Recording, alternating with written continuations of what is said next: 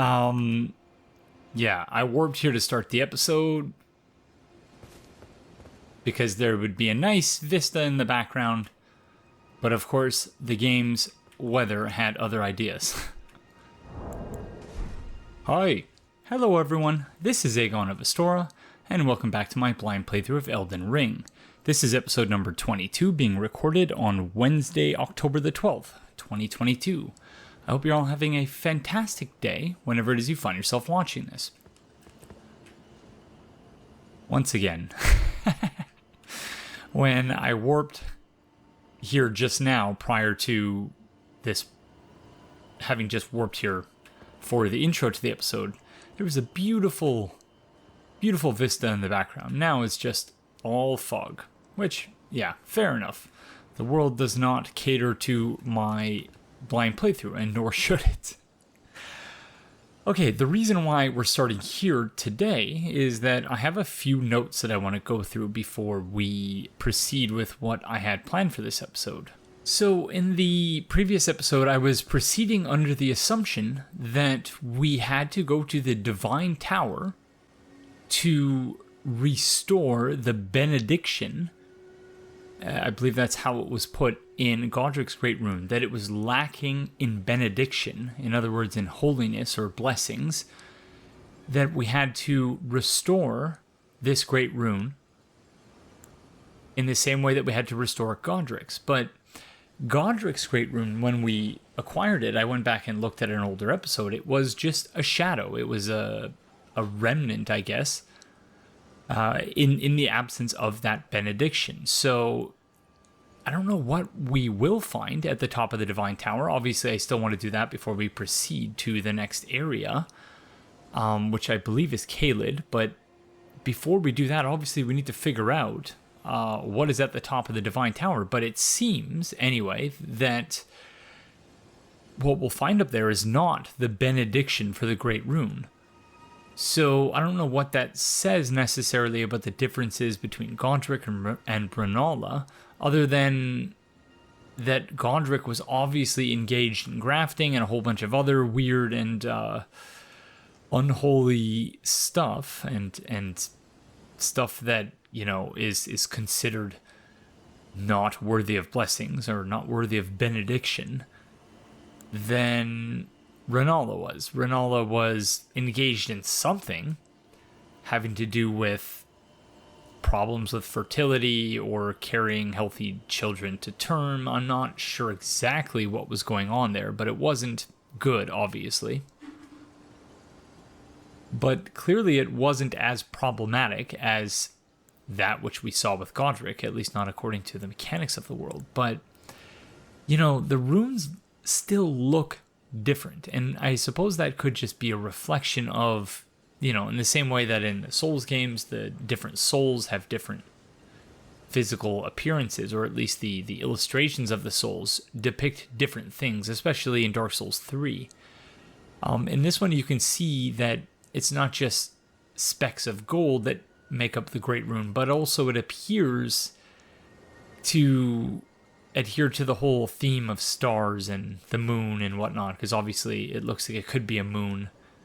The line, I'm not sure what the line is supposed to be, but thank you to whoever just appraised me. Whereas this one, it looks like it could be waves in water.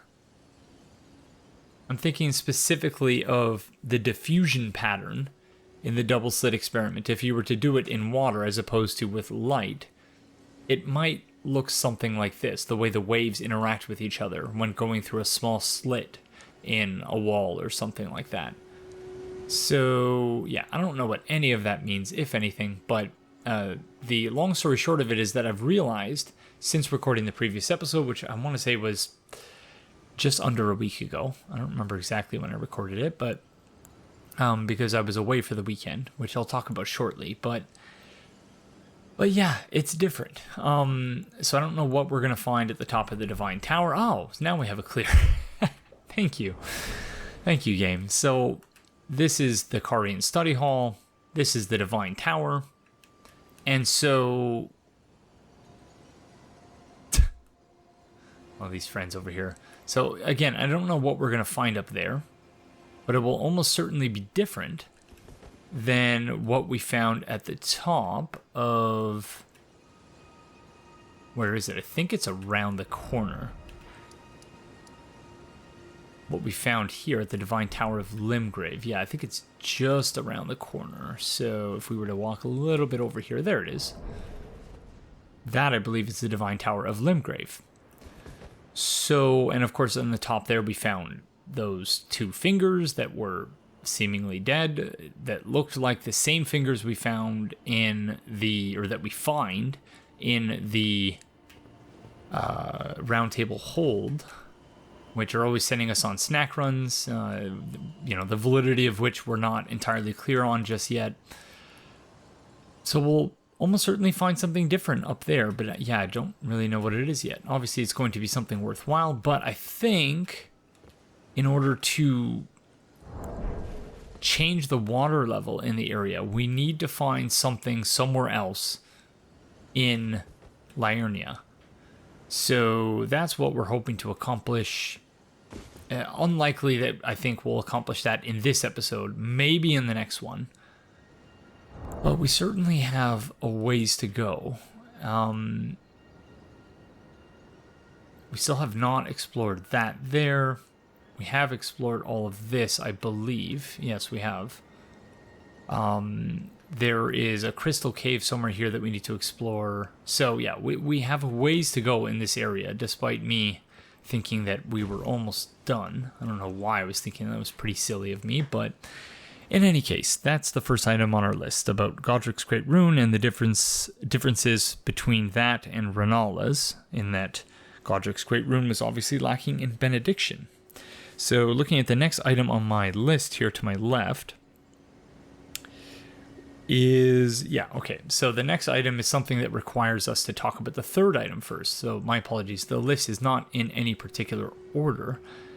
And in order to talk about the third item, we need to actually go to a different location.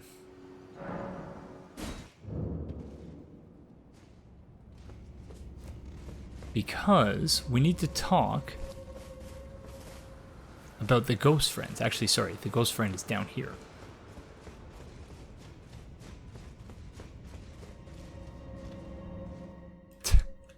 I would talk to the ghost friend, but my wife is in a meeting in the other room, and I don't want to... I don't want to do my ghost voice and have everyone in the meeting hear it. So, yeah, but there is a reason why we needed to be here in order to have this particular conversation. And we'll get to it in a minute, but I just wanted to start by... This is all connected, even though it will seem like I'm going off on a complete tangent here. But my wife and I, this past weekend, went away on... this was not a thing I was familiar with, but my wife said it's a thing, and so apparently it is, which is a baby moon. So, in advance of having a baby, or at least in advance of the 37-week mark, because even though typically pregnancies, the normal quote-unquote expectation of pregnancies is that you will be pregnant for 40 weeks, give or take a week or 2 or 3. Often, or you can give birth as early as 37 weeks, and you can obviously give birth sooner than that, much later than that, but 37 weeks is when they start looking out for signs of labor. And so in advance of the 37-week mark, because at that point, at any point, the baby could decide they want to arrive and be born, some people go on a quote-unquote baby moon, so like a honeymoon, but your last trip before the baby arrives, before life is about to change completely. And so we went to Blue Mountain in Ontario, which is near a town called Collingwood. And so they call it Blue Mountain. It's sort of a marketing thing. It's more of like a hill. If you're from a region that is actually mountainous, then you would obviously find Blue Mountain to be somewhat of a misnomer. Because again, it's not really a mountain. It's more of a hill, large hill, and they have skiing, and there's at the foot of the hill there's a resort. And part of the reason we went there, of course we're not skiing, it's too early for skiing, there was no snow on the ground or anything like that, was that we had heard about this thing called Agora, Path of Light, which is a light and sound show which was created in conjunction with to indigenous elders, and it's about, well, I'll read what it's about shortly, but essentially we heard about this thing that we could do in Blue Mountain that sounded really interesting, sounded right up our alley as far as the things we are interested in and we like to go and do. In an earlier episode of Dark Souls 3 Let's Talk Lore, I didn't talk about it directly, but I talked about it indirectly in the episode, and while I was displaying footage of it in sort of the channel update segment of the episode. In the Toronto Zoo, we have this thing called Terra Lumina, which is basically the same thing. So Terra Lumina meaning essentially light of the earth. So a sound and light show created in conjunction with an indigenous community, talking about how we're all related to the land and the things that we need to do in order to continue to have good relations with the land going forward as we approach anthropogenic climate change and all of its approach. Obviously, anthropogenic climate change is already happening, but we need to figure out what to do now. How do we address this? How do we reverse the effects? And indigenous communities have particular ideas about how we do that, and ideas that I very much agree with.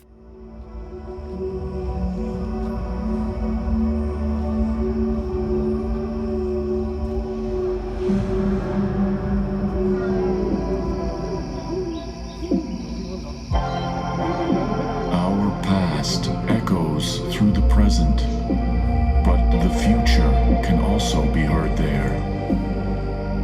Can you hear it calling to you now? There was once a time when people no longer remembered how to live as part of the earth. They forgot that they were just one animal among many, past, present, and future. The plants and animals had to teach people a new way forward. They revealed how bright tomorrow could be. They showed the humans that hope could only be grown in the present to blossom in the future. This is a true story, but you must write the ending. What change will you grow? This is a very similar show that we wanted to go see, and so that's part of the reason we went to Blue Mountain. And in seeing this show, I noticed several things that reminded me of some of the things we've talked about in the context of this playthrough, and so that's why we're talking about it today, before we start the episode. Or I guess I should say before we start actually going about the world and doing things, instead of just standing here chatting. Wait a second. Is there always a chair here? I believe there was. That's frightening, though. Anyways, and so obviously I can't replicate these exhibits. It's just a thing you have to see on your own and experience on your own. So I'm just going to be reading a couple of the text exhibits that were there along the way, because obviously those which most closely relate to some of the things we've talked about in this playthrough and some of the themes that I've detected in Elden Ring more generally.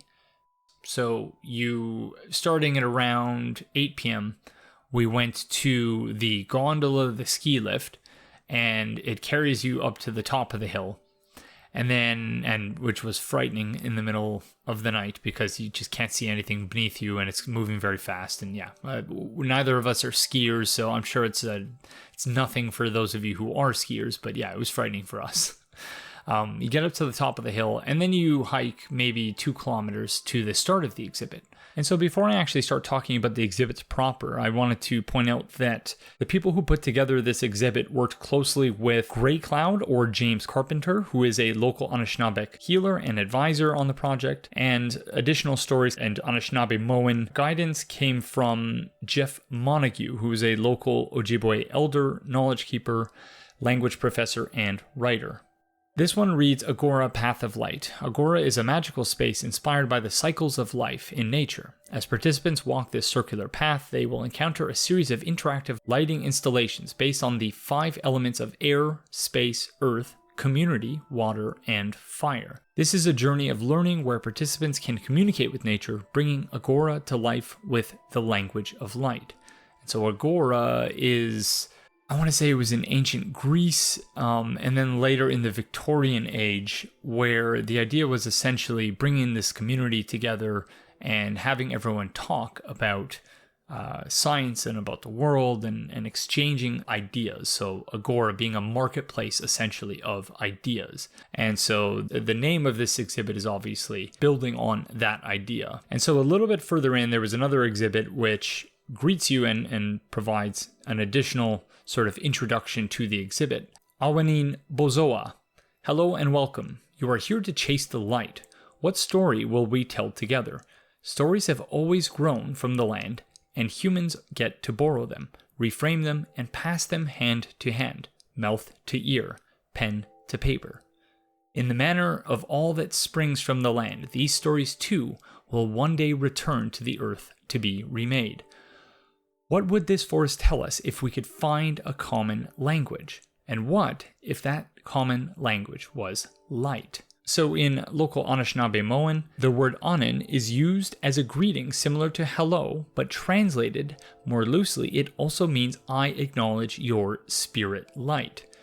And Anishinaabe is the language of the Anishinaabeg people. And so later on, I came across another sign which read, all early humans were foragers, so it is in your blood to look down as you walk. There is much to learn from the small creatures hard at work, magicking this forest debris into fertile soil. According to local Anishinaabe traditions, mushrooms connect us to the energy of creation. They are integral in creating the ideal conditions for young plants to take root. The mushroom we spot on the forest floor is only a humble fruiting body atop a vast hidden web of mycelium. These subterranean threads share nutrients and information across the forest, moving water to the areas it is most needed.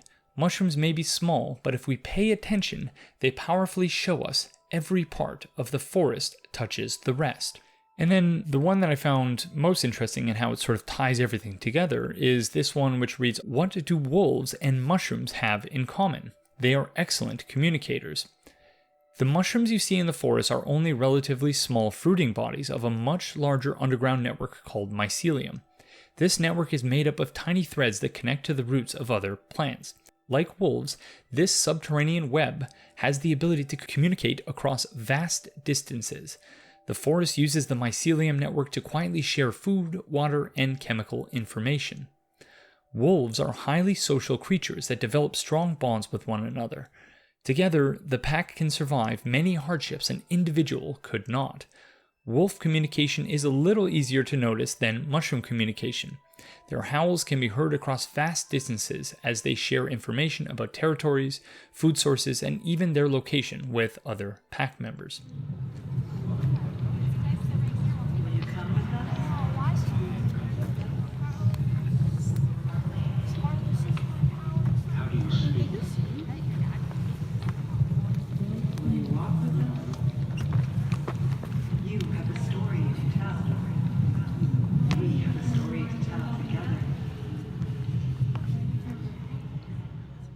So, in the previous episode, we indeed saw how wolves are very much social creatures. And in an earlier episode, I want to say it was the third or the fourth or the fifth episode, we talked about we talked about trees and how trees share information with one another through, I think it was called mycorrhizae, which is, again, an underground network through which the trees communicate with one another in the forest. And I related it to the whole idea of the Erd tree and returning to roots and how, the world seems to be connected by the Erd tree and all the roots. However, one thing I did not quite get until now was the mushrooms. And indeed, we've spoken to several of these ghost friends. I couldn't remember exactly who it was who spelled it out explicitly and said that a good death means returning to roots. But this friend says something very similar. Again, I'm not going to do the voice because my wife is in a meeting, so my apologies. They say a proper death means returning to the Erd tree. Have patience until the time comes and the roots call to you. So I guess this is the friend who more or less explicitly spells it out. But even though they don't mention the mushrooms, every one of these ghost friends has mushrooms around them. And so this all leads me to, I don't want to say a revelation because I don't have any clue if this is right or not, but it's led me to wonder, based on what we saw elsewhere. Actually, I'll warp before continuing this point to the place where this thought started germinating in my head, and that is here.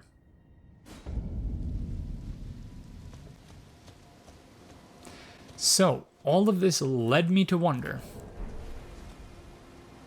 in conjunction with the Erd Tree Guardians and the Erd Tree Avatars, is this all about a hive mind? So, I've talked a lot about George R. R. Martin and particular pieces of the A Song of Ice and Fire lore, and I want to say that in some of George R. R. Martin's other works, certainly many of them deal with telekinesis and telepathic communication and things like that. I don't know whether any of George R. R. Martin's works specifically deal with hive minds, but I do wonder whether the Erd Tree is a hive mind type thing. Like, if that's what we're seeing, because there's the Erd Tree Avatar, there's the returning to roots, there are all the ghosts who, and in some of the boss rooms we've seen in those underground areas, you see all these people clinging to the roots, wanting to return from whence they came. Are we dealing with a hive mind here? Is the final boss of the game a hive mind? And I suppose that wouldn't be far off from things FromSoft has done before. Of course, we had the Rotten in Dark Souls 2 was more or less a hive mind. We had the Soul of Cinder in Dark Souls 3, which, again, more or less a hive mind, or mashing up a collection of consciousnesses, an avatar of all of these people who came before and linked the fire. So, yeah, I don't know. But I think that's all, at least I hope you find it interesting in the same way that I do, because, I feel like that seems to be what's happening here. And maybe I'm wrong, maybe I'm completely out to lunch on that, but I hope, if nothing else, you all found that segment interesting, because it was something that, again, over the course of the weekend, as I processed what we saw during the exhibit, and I was just thinking about it, and I'm thinking about it in relation to Elden Ring and some of the things we thought about before, and I couldn't escape the thought, especially with the idea, considered in conjunction with the idea of the Erd Tree Avatars, that maybe it's a hive mind, and that all of the ghosts are potentially leading you towards the same thing, because they're all speaking the same way. And, again, we also see this with the fingers and the finger readers. So, yeah, I don't know. But that's the thought I had. So, having said all of that, where do we go from here? Well, there was one thing, I wanted to start the episode in a particular location, and then I wanted to go check in with Gostoc. Was it Gostoc? Yeah, Gatekeeper Gostoc, because we haven't seen him in a while. So let's go do that now.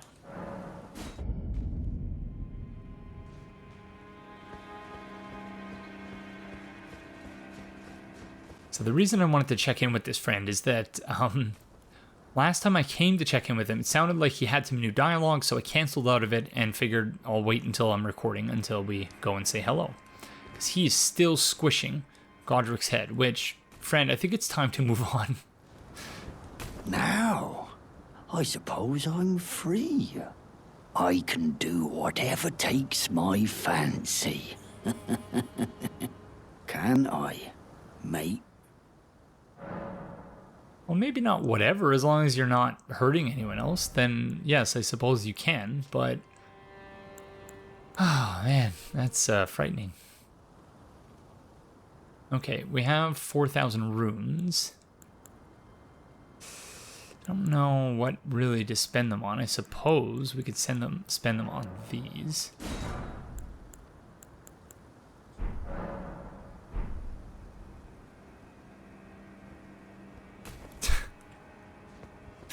Okay, let's see if maybe he will go and do something else. Like, he really, I don't know. In the beginning I was like, okay, this is almost certainly cathartic for him. I think he might be dwelling on it a bit much now.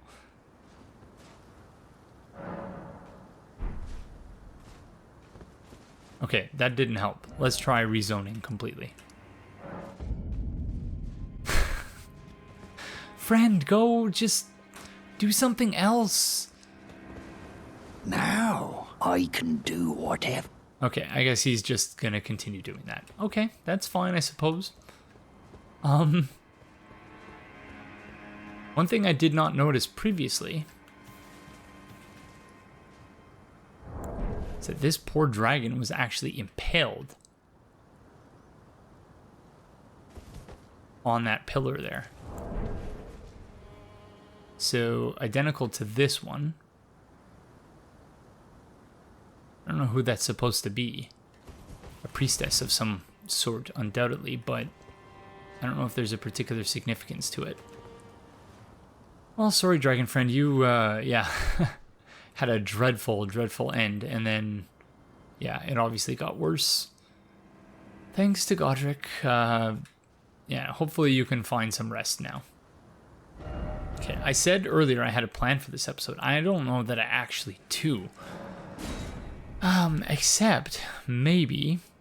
So I'm just thinking about the different areas we have not fully explored yet. I did not want to go much further than the village of the Albinarics, because at that point in time we did not have the East Liurnia Lake map.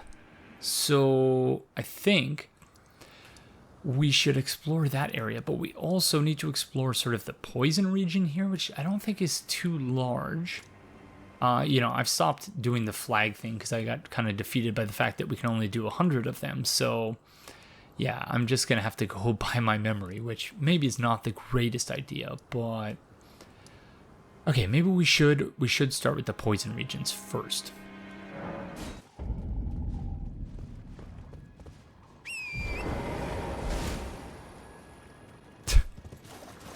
Okay, maybe I should have started in the day, but oh well.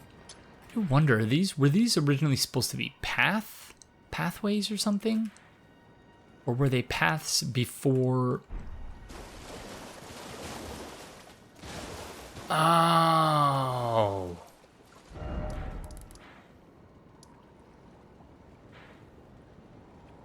The Carian study hall. So in the previous episode, I was thinking it doesn't really make sense. Where do I have this one? It said a beacon somewhere else, but I don't know where. Gosh darn it, we're off to a tremendous start here. It's much earlier in the morning than I usually record. So I apologize because I might... that was there, yes. I might be dreadful, even more so than usual in this episode in terms of the gameplay. So you will all have to accept my sincerest apologies for that. But yeah, I decided I would try to record a lot earlier today. In part because, yeah, I believe, oh, there's a item that we missed previously. I believe... I mentioned in the previous episode or the episode prior that I had a job interview. And that was yesterday. It was the second interview after I passed a... Oh, gosh darn it. It's just a somber smithing stone level 1, which is not tremendous. Okay, so this friend has frost. Or cause some sort of frost buildup.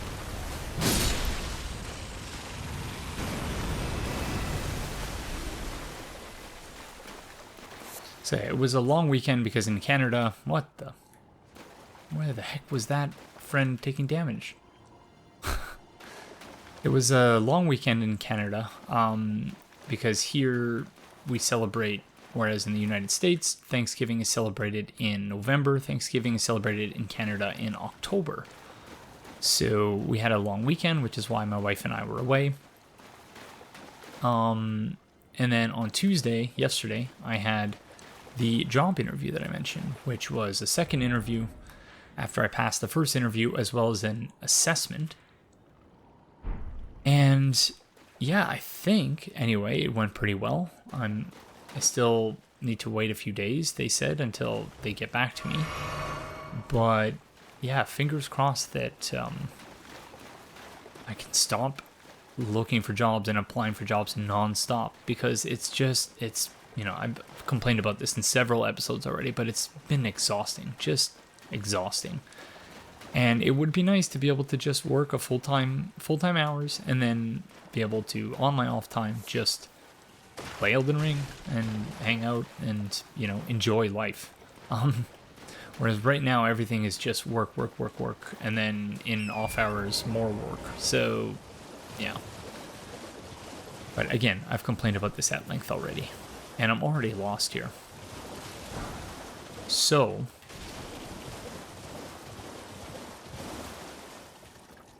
and here's Scarab.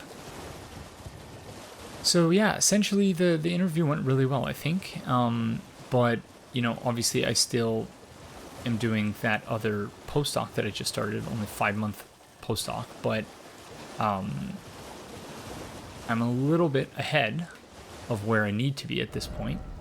Okay, so that's the converted tower. Which is why I'm recording this today, because, yeah, okay, we finally found the poison spot, which... oh, okay, so what we're seeing on the map is the area above this. Again, for some reason in the previous episode of the episode prior, I couldn't think of the term elevation or altitude. We're seeing this from the top down, so you do get some sense of where the elevation changes. But obviously, when you're walking through the world, the map will only get you so far. So we might need to become a little bit better at fighting things on our horse, but wherever possible, I think I'm gonna just try to pull things. But we did re-equip, thankfully, the item which will allow us to extend the range on our bow. Crab eggs, thank you. But yeah, so a little bit ahead of the game, but I figured, I'm so tired this morning after yesterday, because it was the interview and just doing a lot of things right now with life and just preparing for the baby and everything, that in the morning it's just, it's exhausted. Even though, it was an amazing weekend, and we both, I think, really needed that sort of rest and relaxation, and we're both re-energized, but at the same time I'm still just tired. So I figured I'm gonna work late one way or the other, whether it's, quote unquote work. This is obviously, it's hard work doing this stuff, but I still enjoy it tremendously. I'm hearing scary sounds.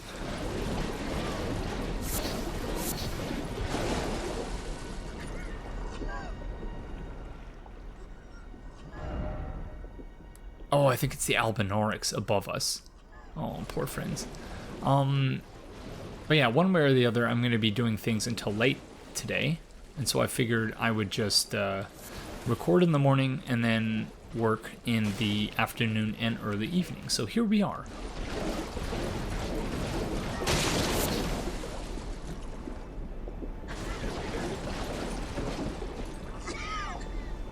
Oh. Albinauric friend, I'm sorry.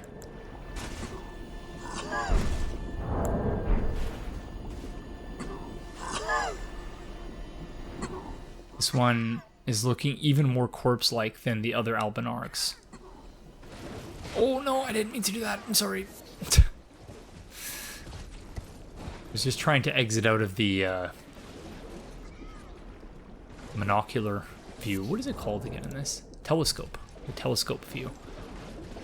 Oh man. Here's another one. See the corpse right there. This one is being eaten by a crab. That's not nice, crab friend. Smithing zone level 2.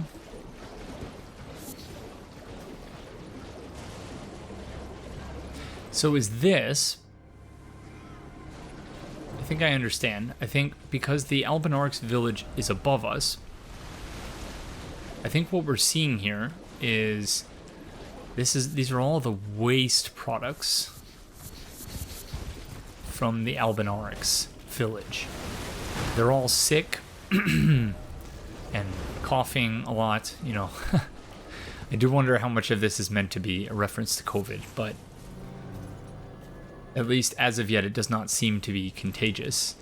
It seems to be a product of the process through which the Albinarchs are, like, created.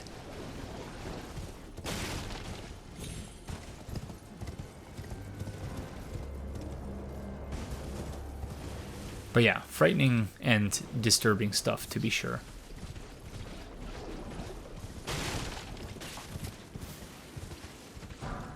You never resist those golden runes. Okay, yeah, I'm really not sure. This is indeed where we found the village. So that seems to be more or less it for that area underneath, I think. Bunch of crabs and items, it looks like.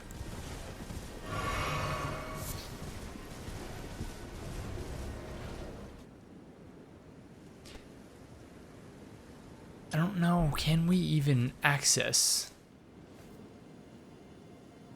the area above us? We might need to access it from elsewhere. Because it's like that huge thing of rock is covering this entire area such that you can't actually access it.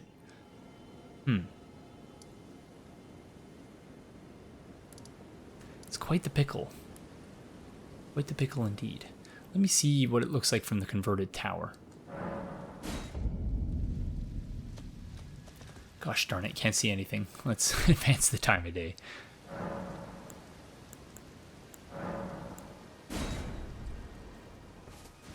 Yeah,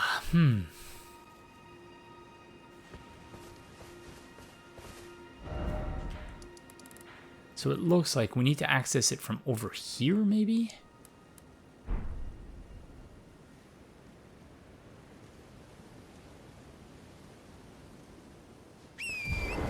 Because I don't think we can access it from here.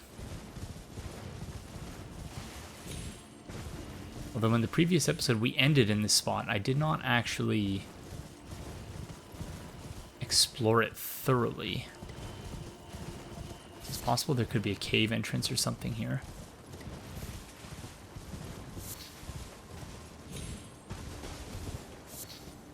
Though that does not look to be the case.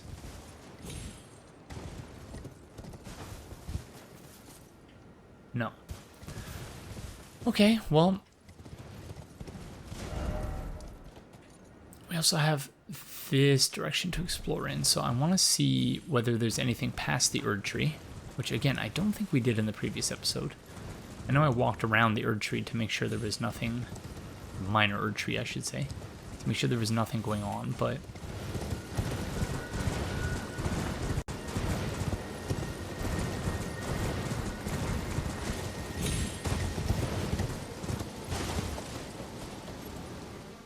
okay, yeah, so when this map was made...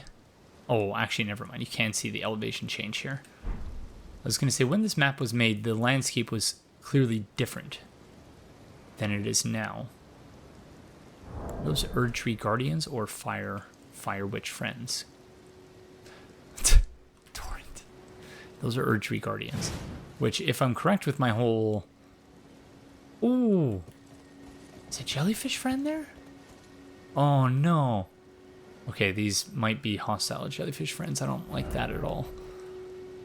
Okay, so we will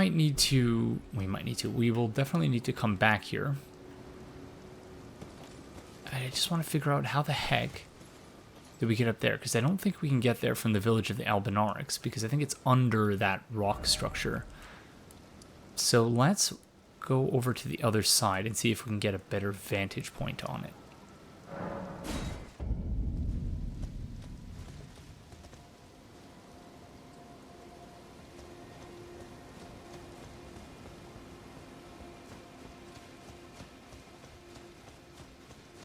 You can see it there in the distance. Where the heck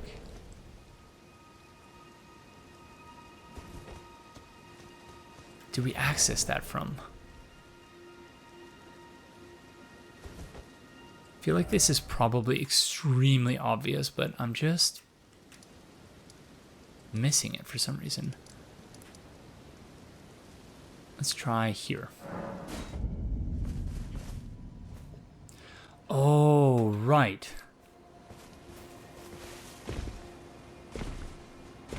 Gosh, I'm at a total loss here.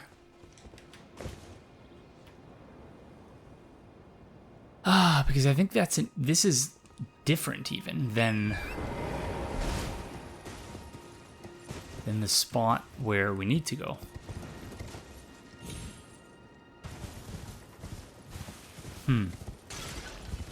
Whoops, sorry, friend.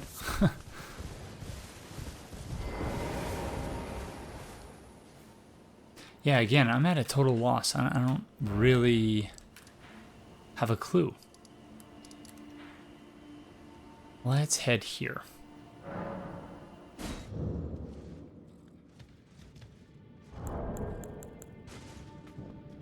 Forgot how spooky this place was. So yeah, I'm beginning to think that maybe there's a wormhole somewhere that leads me up there, leads us up there, because yeah, I'm not understanding how we're supposed to get up there.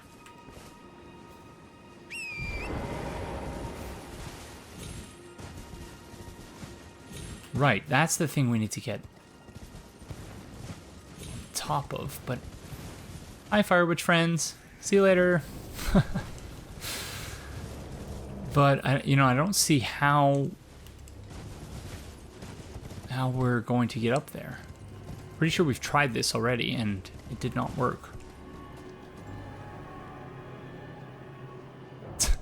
That one Fire Witch friend is very determined to get us.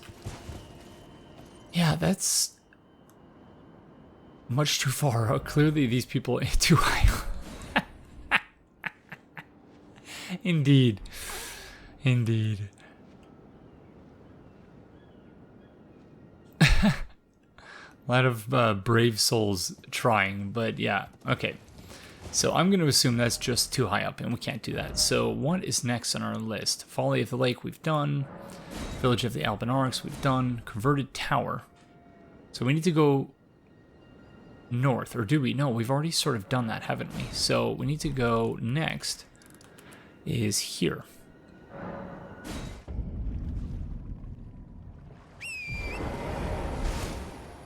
So we need to go west.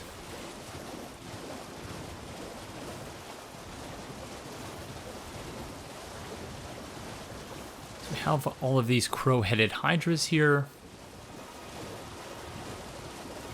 which I believe we've dealt with. But again, a lot of these areas, because I did not have a map, I did not want to explore them. So I only wish I had committed to memory which areas, like where the map actually ended, because I really do not remember, but I'm going to assume that we did not explore any of this here.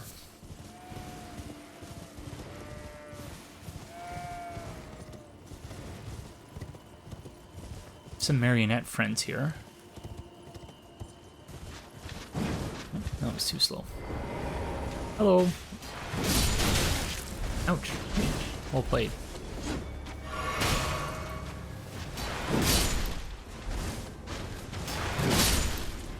Love the range on this weapon, or I just love this weapon in general. It's so good. And it's only barely changed since, what, Dark Souls 2?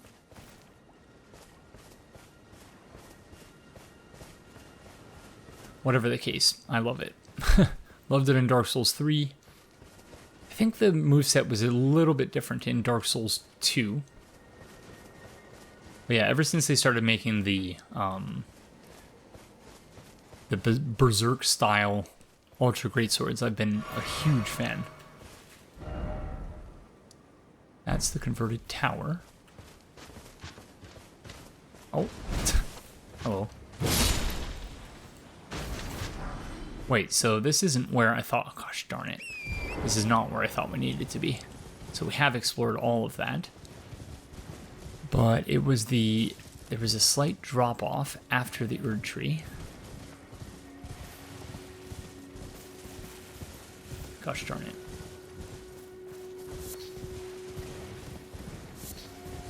beginning to wonder whether there might be a better way of doing this in terms of the playthrough. Like, maybe I should explore the open world areas off camera, and then maybe just do sort of the same thing that I did with in the first area in Limgrave, where I explored all of these areas and created a sort of list of sites of grace. Just lit the sites of grace and then left them for later, and then just went through them one at a time. But then again, that's not really playing the game, I think, the way it was intended to be played. Because if you're doing that, then you're basically just playing it like Dark Souls. Which is to say, all of these areas... So there's the open world areas, and then the sort of, I guess you would call them destination areas, the Great Rune areas, where they're sort of closer. It looks like there might be something over there. They're sort of closer to a more traditional Dark Souls area, in that... sort of in how although I've backpedaled on that a little bit based on the level design and some of the places we've been. So this is obviously leading to another cave, which I'm going to hope will get us above that cliff there, but let's see. For those returning to roots, so it's clearly another catacombs. Hi, friend. Oh, no. Friend ahead and then seek underground tomb. These are friends, aren't they? Likely angel. Hello. Aw. Aw, they're friendly. I was so scared when I saw them in Limgrave. Oh. Oh, no, it's okay.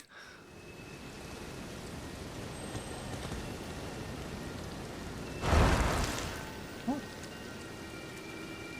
Is this a Metroid situation? Are you about to drain all my life energy? Okay, bye. They're so cute. I love them. Okay, I don't know if I'm starting to experience drift, whatever it's called, analog drift or something like that.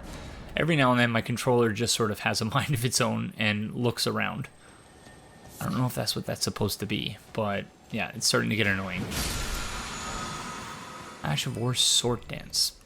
This Ash of War grants an armament the Keen affinity and the following skill. Sword Dance, quickly close in to perform a series of spinning upward slashes. Follow up with an additional input to finish with a downward slash. Usable on swords, axes, and polearms capable of slashing. Okie dokie. I don't know why we would need any of that when we have a butt stomp.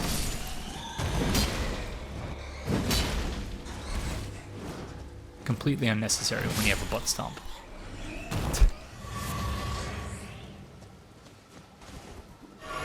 Bats everywhere.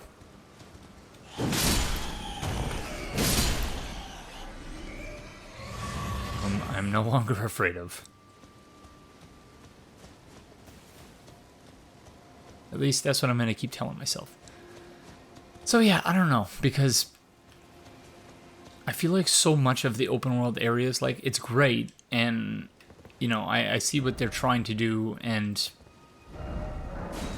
it's really interesting and different, and, you know, I give them all the credit in the world for trying to do something different with this game than they did with all previous games. But yeah, I don't know. I feel like I'm constantly just trying to make conversation, coming up with things to say, things to talk about while we're in the open world area, instead of just sort of naturally talking about things. No, we're not going to give up. Sort of just naturally talking about things as they happen. And yeah, I don't know if that's good or bad. I certainly, at minimum, hope you all will enjoy it, the open world segments. Although, as I've said previously, I suspect many people will skip through these segments and wait until I get to the quote-unquote destination areas. But then there's also the catacombs and whatnot too, so I guess I don't know if I would count these also, roads and catacombs. I don't know if I would count these as destination areas, but they're certainly areas. Let's have a rest.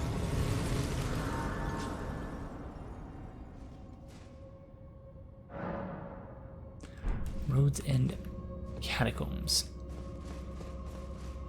So we're going to have to add that to the list. We have at least 3 tunnels to do. Tunnels slash catacombs. I don't want to call them chalice dungeons. I'll call them dungeons, I guess. That's probably the most fair descriptor for them. So we have the Road's End catacombs, the Cliff Bottom catacombs, and then the Raya Lucaria Crystal Tunnel, and then we also have whatever tunnel this is. So 4 different tunnels. And so, yeah, I would ask each of you to give your thoughts on the whole thing of, like, you know, do you want me to just cut to those areas? But of course, I'm recording this in advance, months in advance, so yeah, obviously that's not going to work. So I just have to sort of think about it myself and yeah, try to figure out what I would want to watch and then go from there, because that's always been sort of the principle I've used. Like, I'm going to create content that would be the type of content I would watch, and I think that's served me well so far. But anyways, we shall see. So next, where to? I am sort of taking this same approach of, okay, we just need to sort of map out the rest of the area, find all the sites of grace, and then for each of the dungeons in the area, we'll take care of them one at a time. But for now, I'm going to continue recording these segments while we explore everything.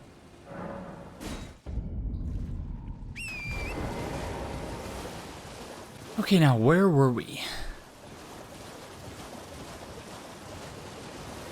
So there's the minor Erd tree. We went around to find those catacombs. But now, make sure we're not missing anything here.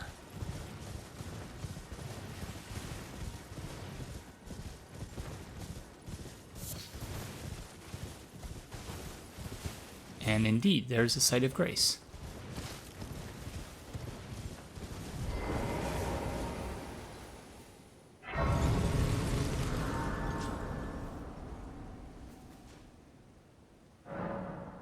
Revenger's Shack. It's a word I've never heard before. Is this the so-called Revenger? So someone who inflicts revenge or seeks revenge? Wouldn't it be Avenger?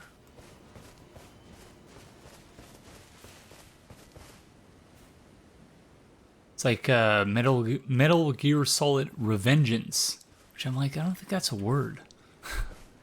But fair enough. I don't know why I'm still picking up these things. So that's all it is, just a little shack, seemingly.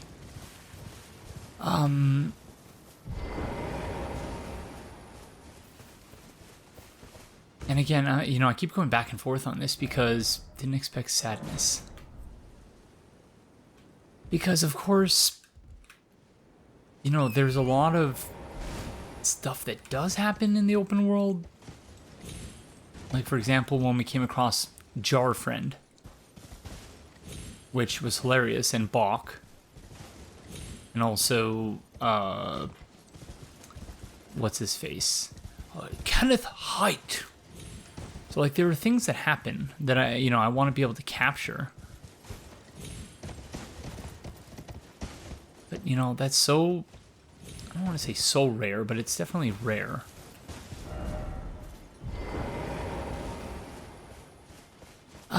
So yeah. Again, yeah, just torn still about all of this. I think it's just, the anxiety I have about, root resin. We've not seen that for a while. It's tied to the anxiety I have about this playthrough and getting it done, I think. And maybe I just need to let it go and not worry about that anymore. Because because there are times when maybe I have half an hour or something and I can't exactly do commentary, but I can, just run around in the open world and look for things to do later.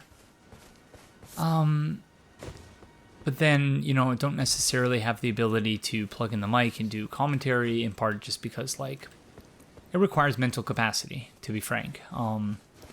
I mentioned earlier that Revenge Head, good one.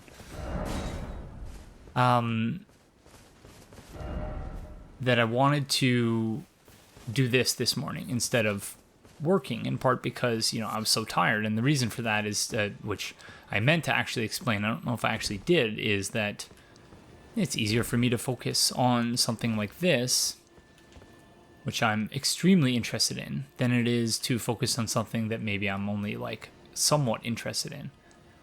I'm interested in the work I'm doing for the postdoc, to be sure, but obviously, if given the choice, if I could do this as my full-time job versus that, I would obviously be more interested in doing this, and it would be easier for me to do in that sense. But of course, yeah, supporting a family with a YouTuber salary, especially for a channel of my size, was not really an option. So yeah, anyways. But all of this is to say, these trees really do swing in ridiculous ways. And I don't know if that is meant to be the physics, or if that is related to everything I was saying a bit earlier about, maybe all the trees in the world are part of some hive mind. And the Erd tree or Grace or whatever the heck it is, or maybe there are several different hive minds competing for our obedience and whatnot. But yeah, again, I'm getting off track from the point that I was trying to make, which is I'm doing this because it's a bit easier for me to do when I'm tired than is some of the other work that I have to do. And my logic is that, yeah, by the time the afternoon rolls around, I'm a little bit more awake, a little bit more alert. I can more easily do those things. But still, this requires a certain amount of recording an episode and doing commentary and running around and stuff and trying to figure out what to do. And it requires a certain amount of mental energy that I don't always have. But there are times when I have just enough energy to play the game and figure things out, but I don't have the bandwidth at the same time to do commentary. Okay, so this is another Evergaol. This one we have not yet. There's a Stake of Marika? Stake? What are these things called again? I can't remember. Shocker, I know. Oh, Stake of Marika, indeed.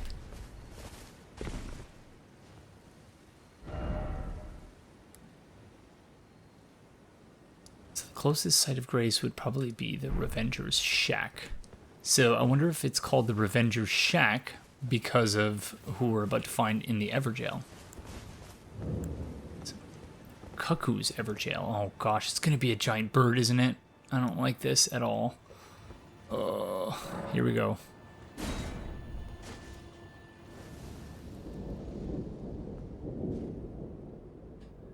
I don't like birds in this game.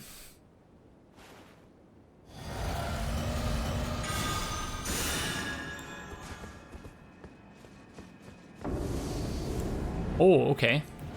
Bols, Carian Knight.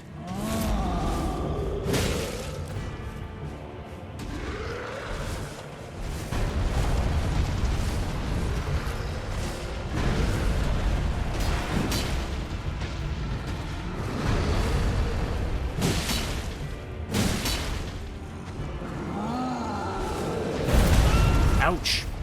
Was not expecting an AoE. Probably should have, though. There's the homing soul mass swords, whatever it was called. Oh.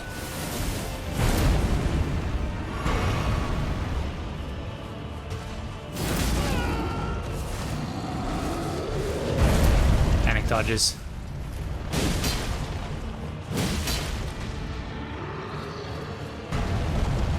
He's upset. I understand, friend.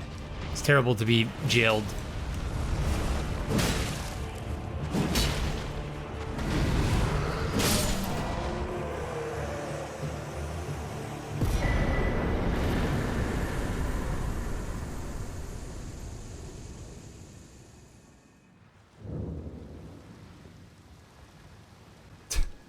Still don't know how to say that word.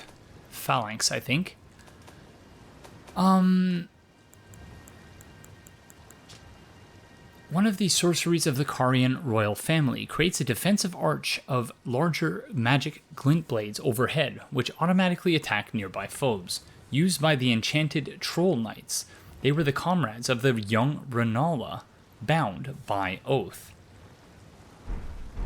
So why, then, are they here?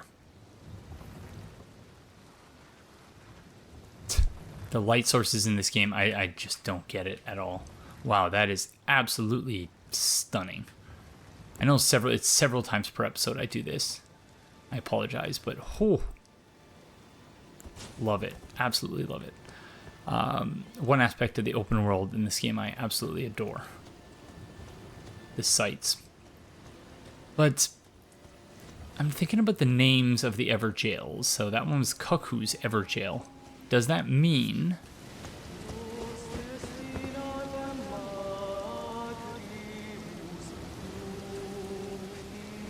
Okay, some sort of sermon going on over there. Does that mean it's an Evergaol in which a Cuckoo is... Because it's like someone who's not a real sorcerer, right? Knights of the Cuckoo. So he is a Knight of the Cuckoo, and so they use some sort of fake sorcery. They mimic sorcerers. So is it a jail meant for those type of people, or is it a jail operated by the Cuckoo? Not sure.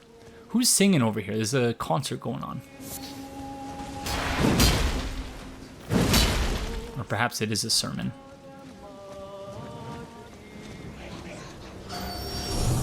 Is it the Bat Friends?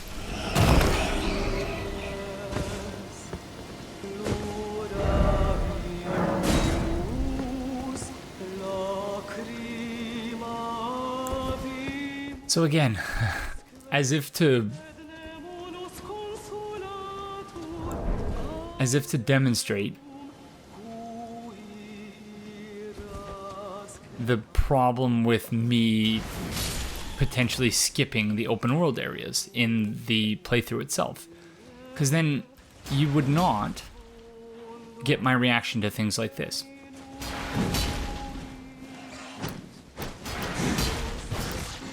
Which would obviously be less than ideal. Oh. Oh!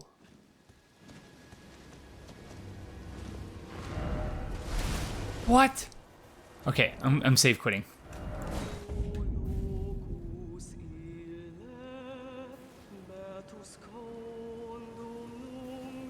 Okay, I was half joking when I said, is it the bats that are singing?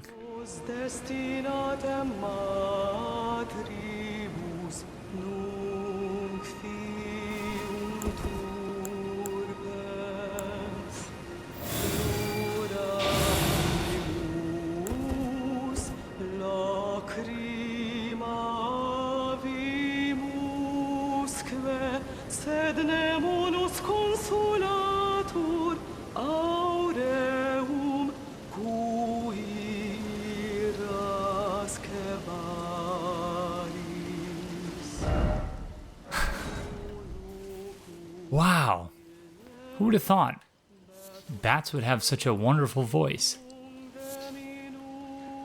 So, is that a bat or a human that's turning into a bat?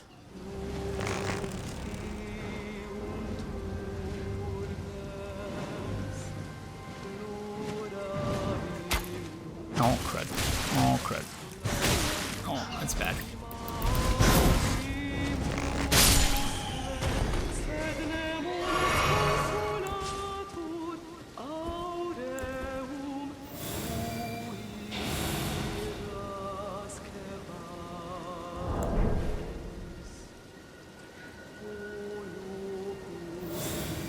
Oh, didn't mean to do that again.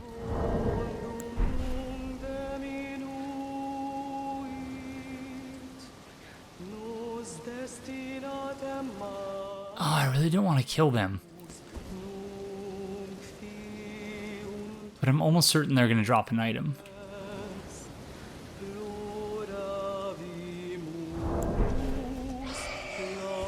Oh, leave me alone, bat friend. I know you're just trying to hear your friend in concert, but I am also trying to do the same thing.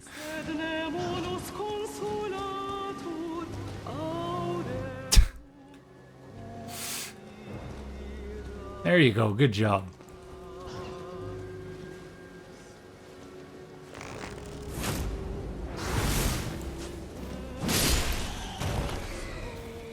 No, this is pointless. We're never gonna...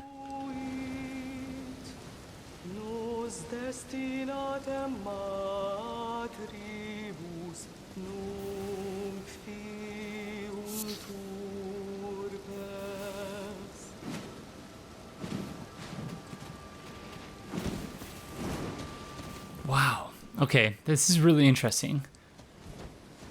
Are they just gonna run? Oh no, they're attacking us now. Okay. And they're... So is this an Albinaric? Oh, I'm sorry, friend. You have a beautiful, beautiful voice.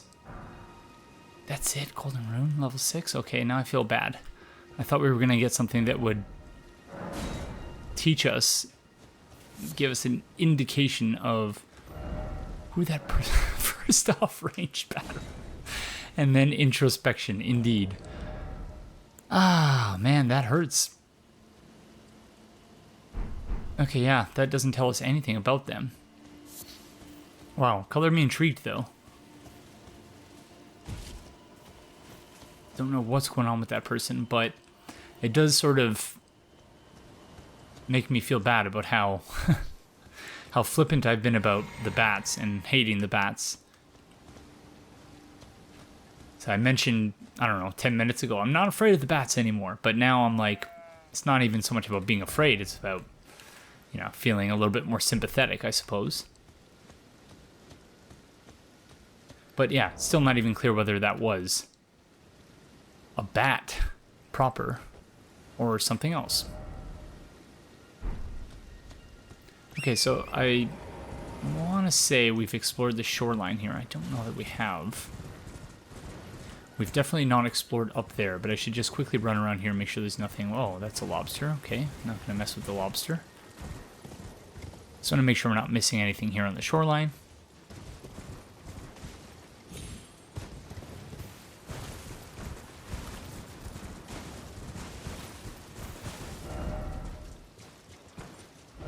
Gosh.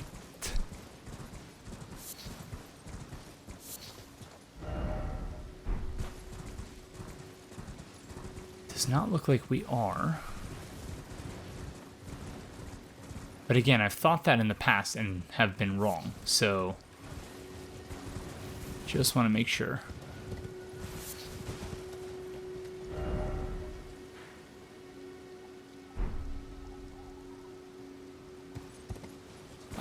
You know, I don't know.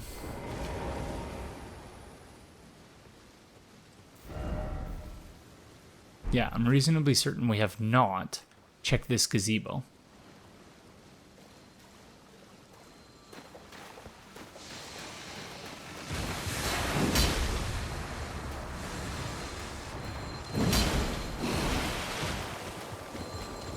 What is this miss for, friends?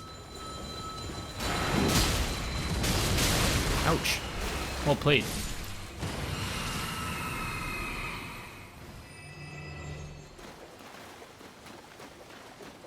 I don't know where his friend went.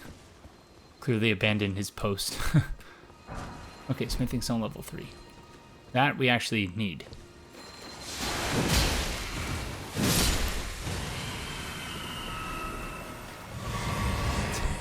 I keep complaining about not knowing what the smoke does, and yet I'm not willing to actually let it consume me and see what actually happens. Unless it's just meant for general misdirection, which I suppose would make sense, but yeah, I don't know. I'm not really... Still not willing to let it mess me up. Although, I'm realizing now we have... Oh, gosh darn it. Here's another one of those graveyards with all the runes that I cannot resist. Despite the fact that every time we do this, it does not end well. Yep. Oh, yep.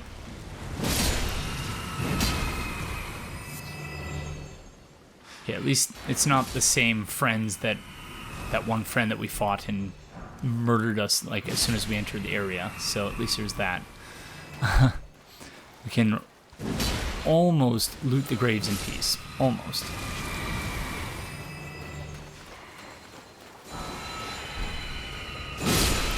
Sorry, friends. As I've mentioned previously, I am doing a playthrough on YouTube. You don't know what that is, almost certainly, but yeah, it's a thing that you need lots of runes for. I suppose it applies to any playthrough, but still. Especially when you're doing a playthrough for YouTube and you're not nearly as good as you used to be. And you need to rely on being over-leveled. Like, what's a level? Okay. So now we need to return back here.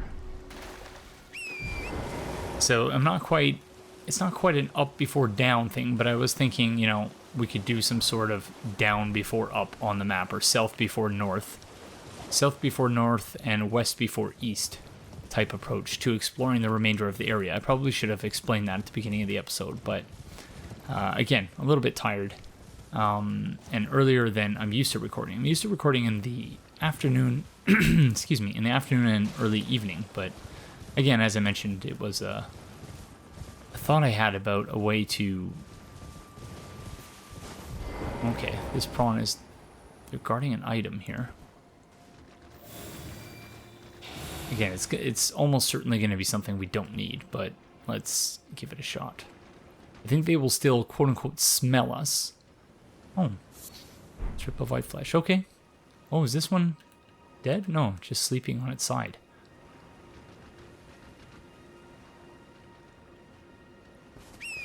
Okay, I'm satisfied. But yeah, so...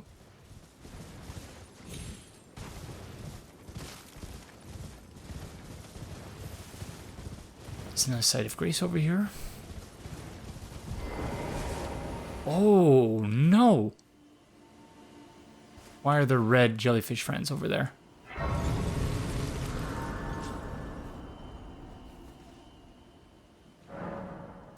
Foot of the Four Belfries. Oh, so this is where we use that key. Okay, very interesting.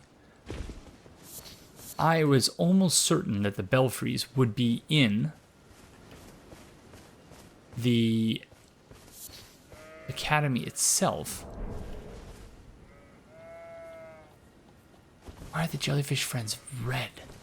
That really scares me. I'm not pleased about this in the slightest. Okay, here's some normal, quote-unquote normal, blue jellyfish friends.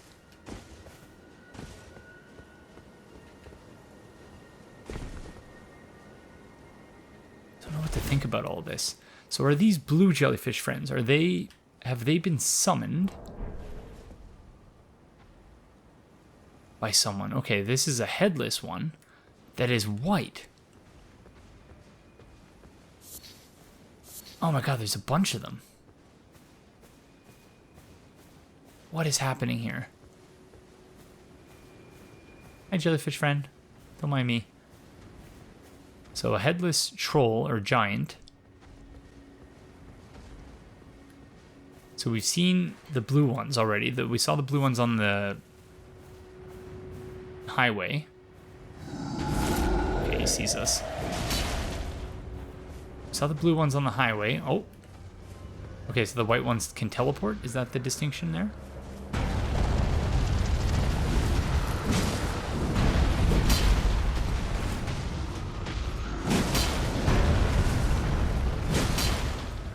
This one has a lot of HP.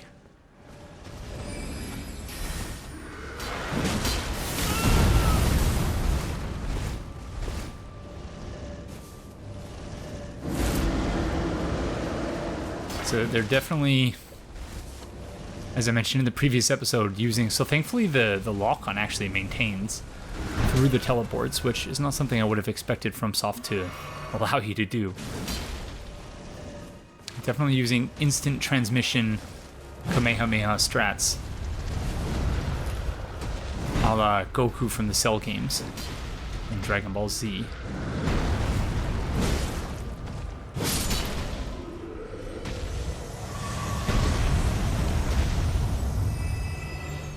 Okay. So that one is not grouped with the other friend. We have root resin here as well. Again, not something we've seen, I think, for a little while. Root resin was, I want to say, common earlier in the game, in Limgrave, but I don't think we've seen a lot of that in Liurnia Lake up to this point. Hi, jellyfish friends. Do you know someone named Aurelia?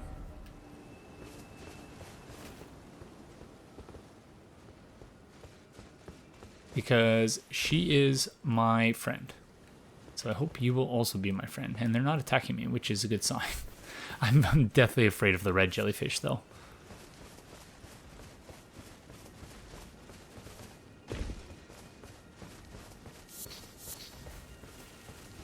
So the trees here are secreting root resin. That's what I'm taking away from this.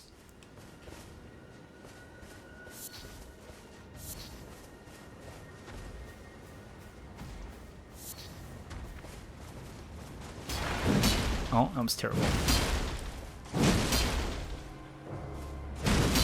Is this one blind or something?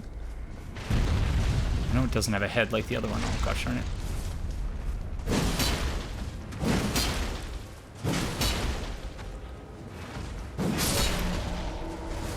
Okay, that one was very defenseless, and now I feel bad. Unless I broke their AI or something. Not really sure what happened there. Hi, friends. You just hanging out? Okay, see you later.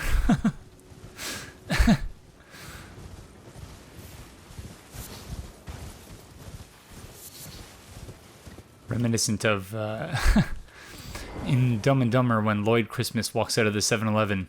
Hey, guys, big gulps, eh? All right, see you later. I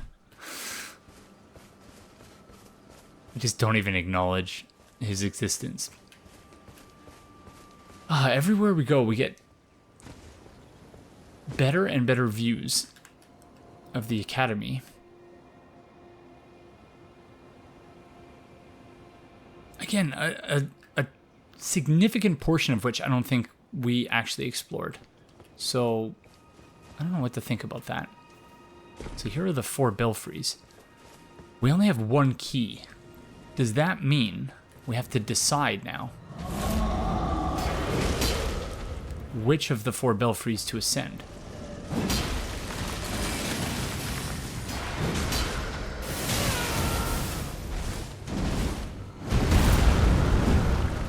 That was dreadful.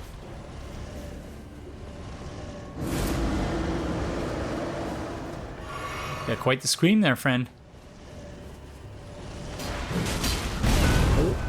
I should not patronize you, I'm sorry. I know. It's not nice.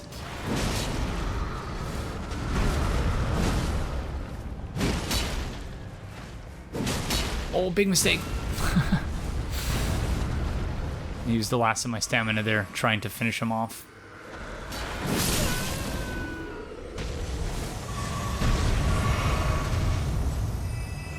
I'm getting rather greedy here.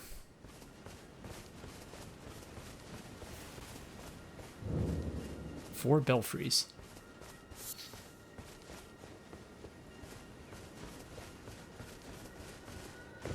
Just want to make sure I'm not missing anything over here, while also surveying the rest of the area. Okay, those birds scared me. I thought it was a monster climbing up the side of the cliff or something. Again, doesn't matter which perspective I see this area from, I still have no idea how we're supposed to get there. I get more confused the greater the number of perspectives we've surveyed the area from. Which, yeah, it doesn't make any sense. But maybe that's just me being dreadful at this game.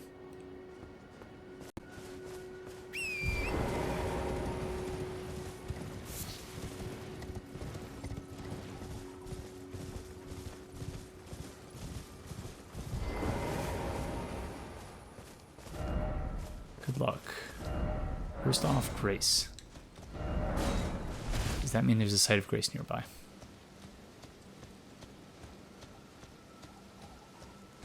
Oh, they're portals. Crumbling lands. So that would have to be there. Wow, you really do have to choose carefully.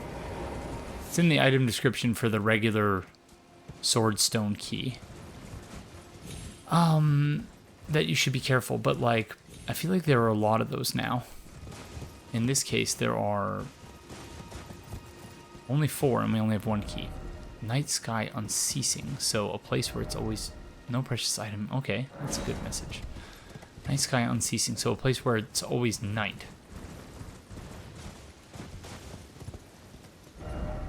Precipice of anticipation.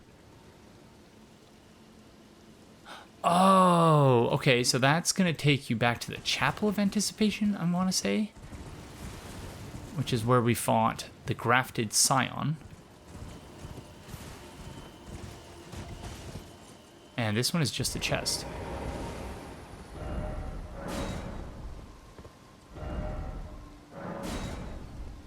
Yeah, first let's sit at the site of Grace.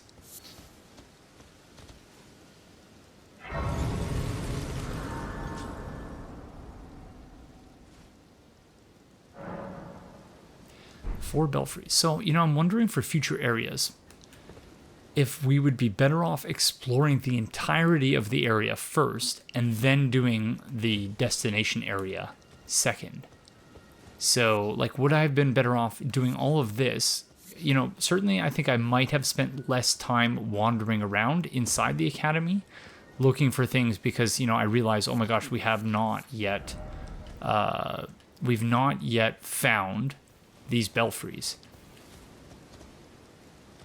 So, yeah, I don't know. I think for Caelid, maybe we'll try to do that. We'll try to explore everything first. So this will probably have another one of those keys. So we'll have an option of 2 of the 3. Imbued sword key, indeed. So, there's another sword key somewhere. So for now, we can avoid the one that has the... We can avoid the one that has the night message. Unceasing night. So this will take us back, I think, to the Chapel of Anticipation.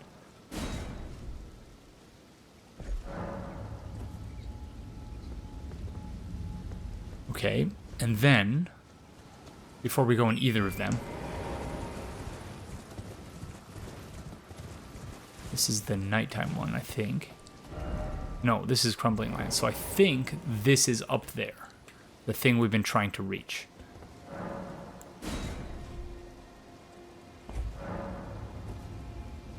So, do we want to go here or Chapel of Anticipation? Let's try here first, I think. Here we go.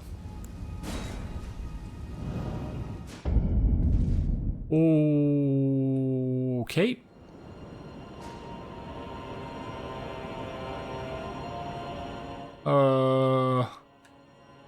What?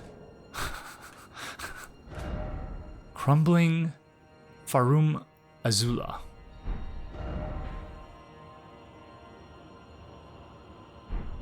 What in the world?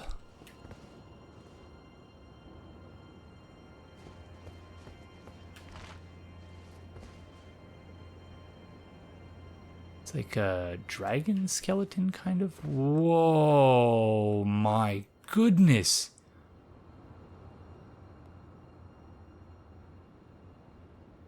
I did say...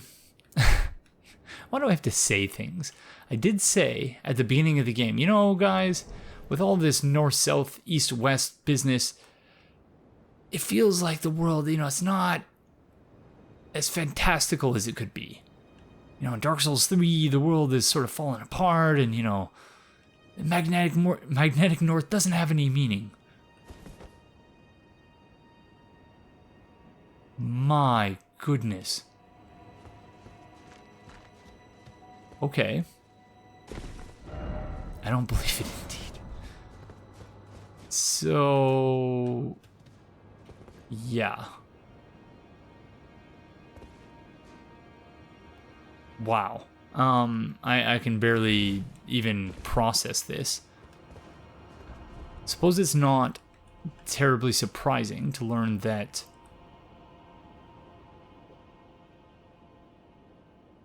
there's an area in the game like this. However, it's quite a thing to see. And that the world is, in some way, shape, or form, tearing itself apart, seemingly. Wow.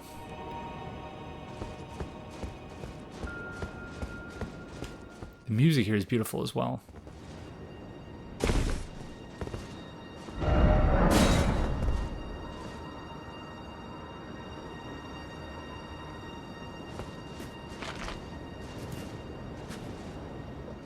Oh, what are these things? Okay. Oh, come on.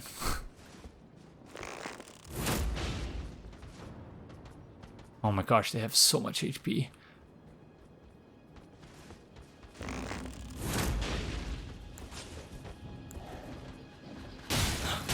Ouch. Okay, yeah, this place is way beyond us currently. Those friends would absolutely obliterate us, given the opportunity. So those don't appear to be dragon skeletons. They appear to be some sort of beast skeletons, perhaps similar to these friends. Oh my goodness, okay. Oh, there goes the analog drift again, I think.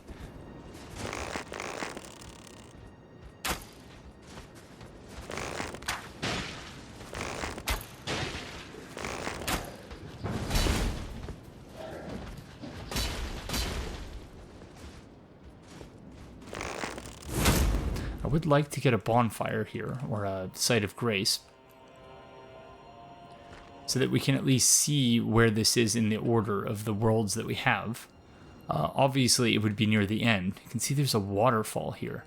So, are we past the edge of the world? Is the world flat? And have we passed the edge of it? So one thing I was going to point out, I completely lost my train of thought at one point when I was thinking about Liurnia Lake. And we were in the Carian Study Hall, which seems to be a hydroelectric facility or dam of some sort. It doubles as a reservoir for the area, such that it appears that they may have intentionally flooded the area, that it was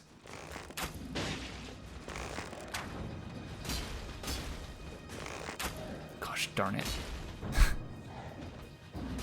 that the area fell into the ruined state that it's in part because they intentionally or unintentionally made a mistake with that dam, and it just sort of messed up the entire area. So we might not be able to access the Divine Tower until after that has all been sorted. We just need to take out one of these friends before... gosh darn it. Before we stand any chance of taking out the other one. But at this point, yeah. I don't know if I want to spend the rest of the episode just trying to shoot them with...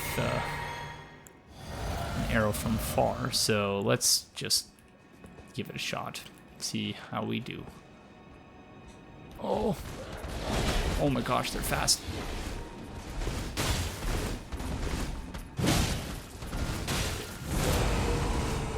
Oh no, wrong flask. Oh, Aegon, what are you doing?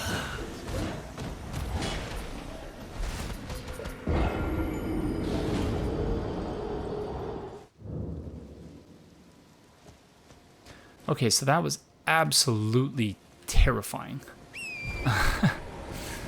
So I think we're just going to go grab our runes and then head to what I want to say is the Chapel of Anticipation, but, clearly I don't know anything at this point, so My goodness, that was dreadful.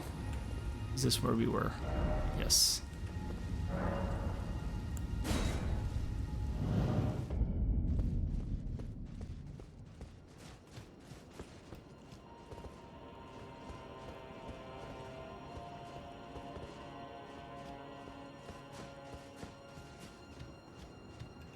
Classic FromSoft.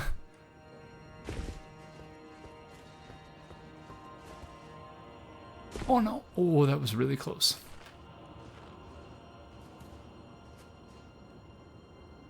Our runes are right there. Of course they are.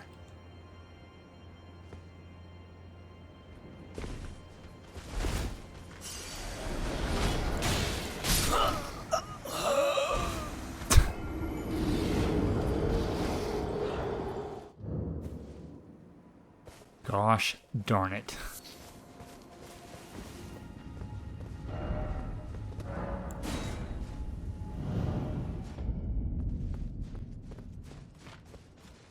Okay, I think I might use one of those. One of those items, yeah. Sacrificial twig. I don't know. Is it worth 10,000? I don't know if it is. I think maybe we'll just try to kill them with the arrows and then see if we can make it to a site of grace. And then if we can't, then we'll just give it up. Oh. Okay, maybe not. Okay, that works for me. I'm happy. Let's get the heck out of here. Oh, I don't want to come back to this place for quite some time. Okay, in my haste to get out of there, I warped to the wrong place. So, I figured I would just cut here. I warped to the foot of the Belfries when, of course, I meant to... Time for calmness. Oh! There's another convoy down there. And some sort of military base. So we'll have to check that out in just a minute. High road. Oh my goodness, okay, that place just shook me. That was quite something. I am wondering what the anticipation place will be now.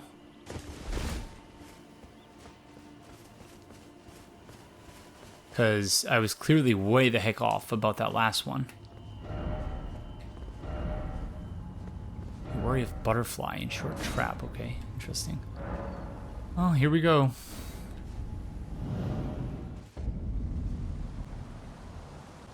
Okay, I was right about one thing. At least. Oh my goodness,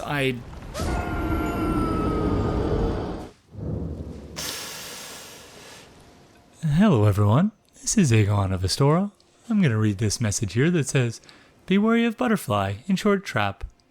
And then I will immediately turn and try to pick up a butterfly, despite having just read the message. Oh, that was dreadful. That was so dreadful. I apologize.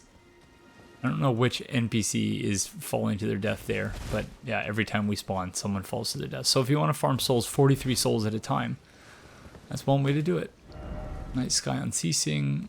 Oh my gosh, I cannot get over how I immediately fell for that. Oh, I would upvote that message 10 times if I could. Yeah, okay. I just wanted to make sure I actually upvoted it. My goodness.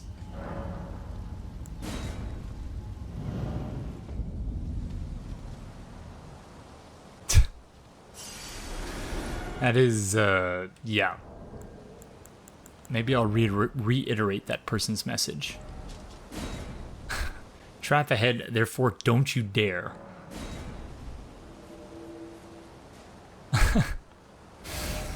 Oh my, yep. All the blood stains.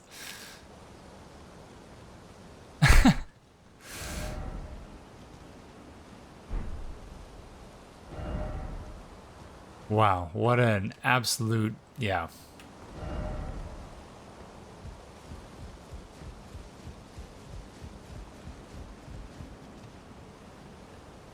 Is this also a trap? No. Nascent butterfly. I assume we've probably picked up one of these before. but it's worth a look. An arcane butterfly with translucent wings, material used for crafting items, exceedingly rare to find. This butterfly appears as if it's just emerged from its cocoon for its entire life. So it's sort of in a state of arrested development. For one reason or another.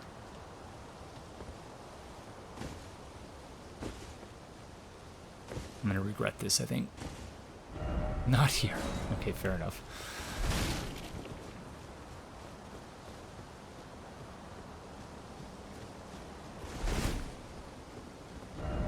Revenge ahead indeed. Okay, thank goodness. Wow, it's finally time, I think.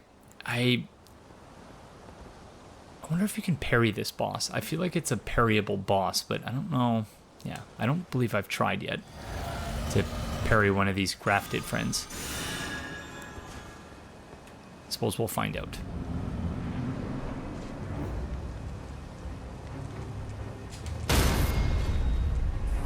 You can indeed.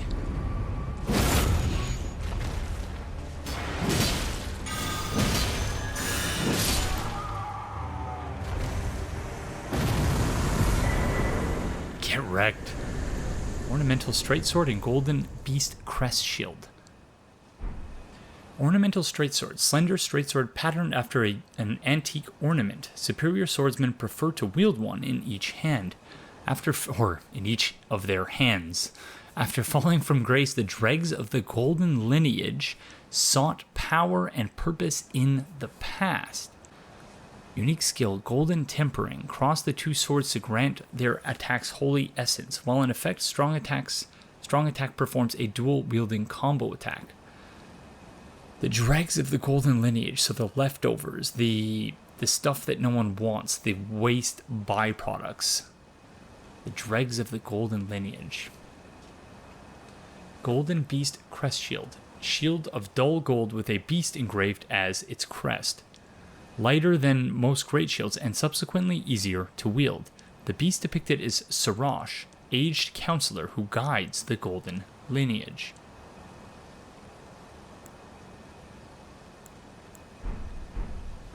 Okay, that's interesting. So what now? That's Marika, I think. This is the same sort of statue. It's the same person depicted, I think, upon which that dragon was impaled earlier. Gosh, the frame rate, again, here is dreadful.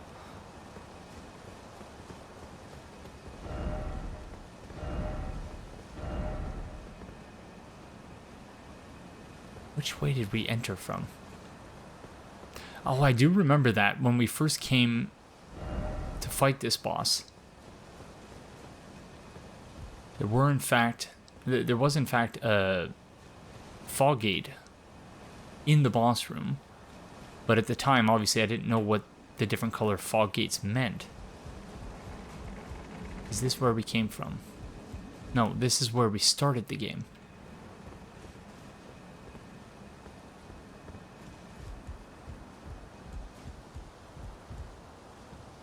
So I'm going to assume nothing else here has changed. Or has it? I want to say that door was not open previously. It was not, for sure. Stormhawk King. Ashes of a hawk revered by all others as sovereign back in the days when Stormvale's winds still raged like no other. This ancient monarch is proud, however, refusing to answer anyone's summons. Okay, that took me a very long time to find, because I assumed that it was an Ash of War, and it looks like it is an Ash of War, but it's not where it was. It's not where the other Ashes of War are, because presumably we have to somehow earn the right to summon those ashes. Very interesting stuff, I think. So I assumed this door would have opened had we defeated the Grafted Scion friend initially. that is to say at the start of the game. Oh, Stormhawk Teen.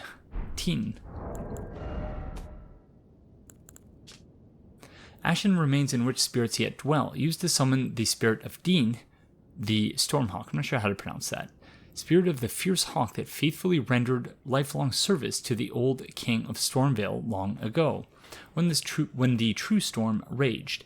Its cries embolden its fellows in battle, and the tempestuous winds that encircle it shred through foes. Okay, I'm looking forward to trying that one.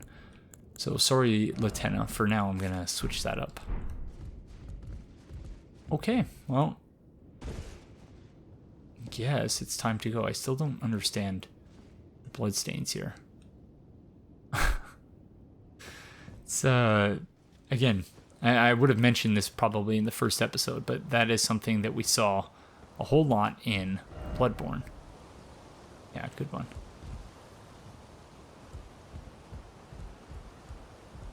Okay, my assumption is that there are no sites of grace here. And that we should probably just warp back, because I imagine that's probably all that's here. We did not get very many runes for defeating Grafted Scion friend, but I wasn't really expecting us to.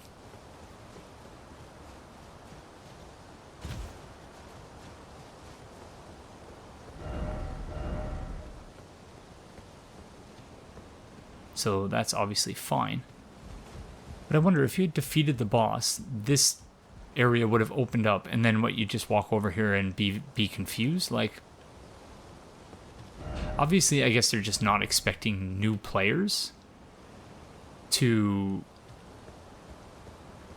defeat the Grafted Scion. Like, I don't imagine it's impossible, but it would probably be very difficult for a new player to be able to do that. And then they would just come over here and be confused. That would be... In fact, they would come over here, they would see the butterflies and, you know, die, essentially. So, I'm very curious to see what that would look like. But I think that's it for here. So, let's head back. I suppose we've seen everything now up here. The Everlasting Night thing we're going to have to come back for once we've earned another key, but in the meantime we're going to have to keep following this path, I think.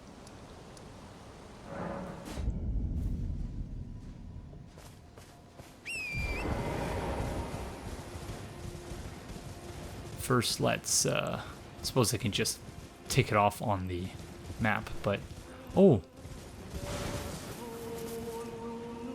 Okay, good. Singing Friend respawns. So if we ever want to head back over there and catch a concert, thankfully we can.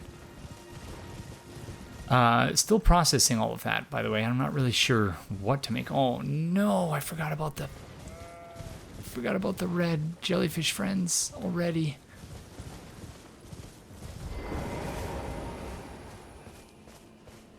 Hi friends, are you hostile? No! No, I refuse. I refuse. Blood grease and jellyfish shield. I refuse, friends. No. No.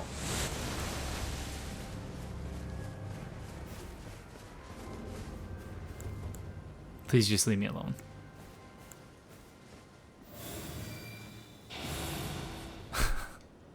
No. Okay, it was a jellyfish field. Gosh, jellyfish field. Jellyfish shield. I don't even remember what the other item was already because I was so just distraught just now. The head of a spirit jellyfish, commonly found floating above sacred ground throughout the lands between, wielded without modification as a shield. The see-through head is extremely light, but its flesh is supple, providing absolutely no protection from piercing attacks. Unique skill, Contagious Fury. Incite the jellyfish's wrath and allow its fury to flow through you. Raises attack power for a certain duration. Gosh, yeah, I don't remember what the other item was anymore. I'm sorry, everyone.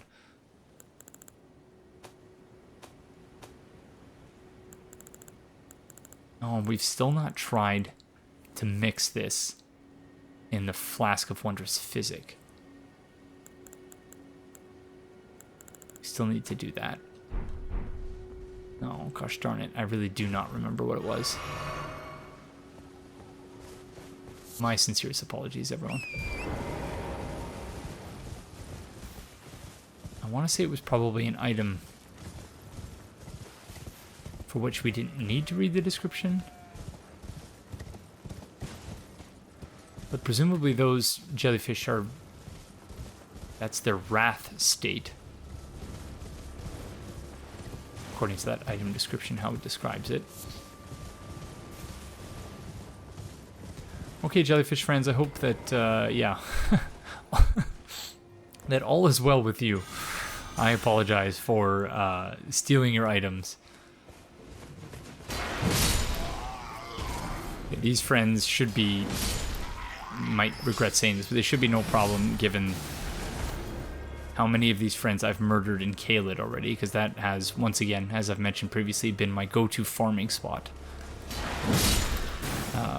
The North, what was it? North Fort Gale site of grace, where those white, giant white wolf friends, oh gosh darn it, there's a pumpkin head friend, shaggy dog, and one of those sniper casters up there. Yeah, I've murdered so many of the Caelid knights.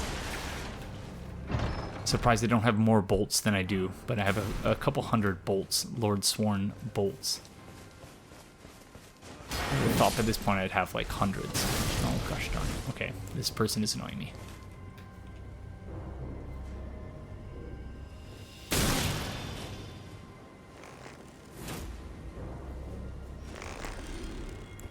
Yeah, wrecked.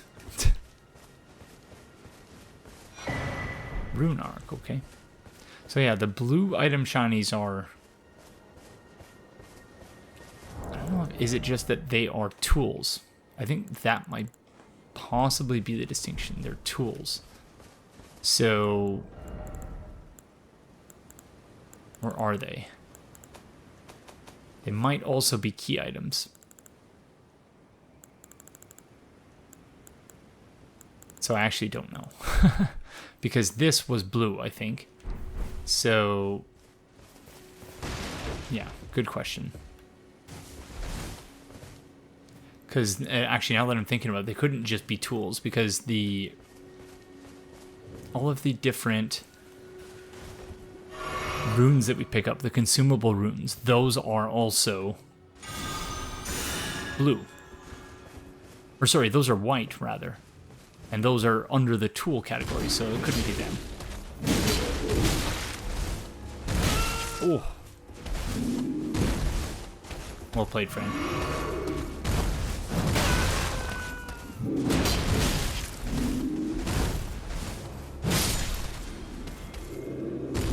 Not my best duel there. Sanctuary Stone.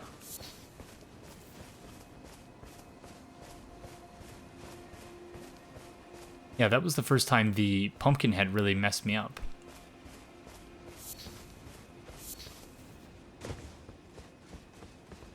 So I hit him straight in the noggin, and it didn't really do much.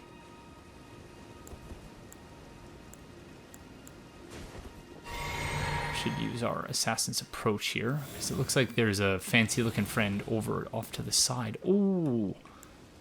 We could also summon the bird friend, but...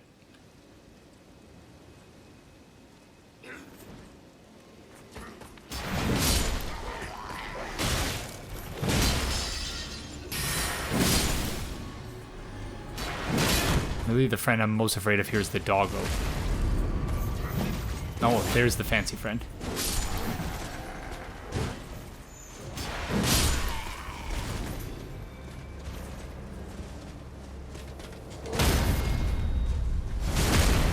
Nice helmet, though.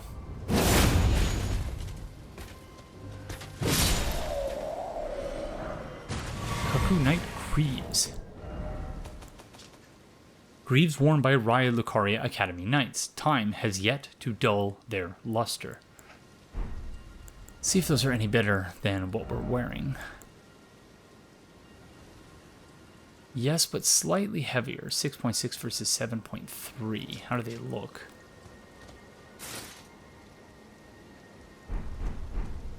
Yeah, that's good. Okay. Might as well. Just to be safe. Come on, key. Smithing Stone level 4. Did not need that, but that's okay. Key, key, key. No, Albinor Blood Clot times 6. We have already had our fill of Albinor Blood Clots. Don't need any more of those. Although I am wondering about the lower significance of that being there. Oh, that's a... I thought that was a... crafting item. Okay, well... I suppose that's all that's up here. Is it?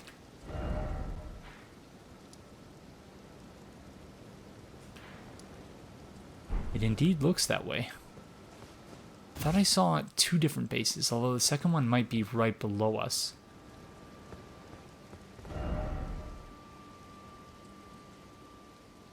I think it is. Or over there, actually, yeah. Which is good, because I am running out of time here. Again, it's the theme of the playthrough. I didn't get as much done in this episode as I had hoped we would. But, you know, at minimum, we are always making forward progress. And I'm happy about that. So, I hope you're enjoying it, as always. And that you're not finding these open world episodes to be terribly boring. Is that a friend on horseback? Oh yeah, wow. We did see this from up above.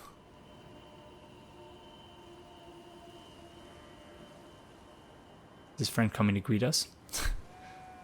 Does look that way. Oh, no, maybe not. Okay. Well.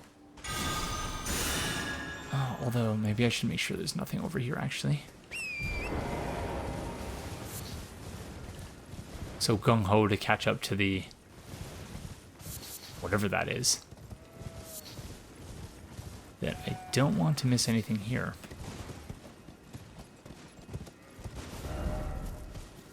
Ambush.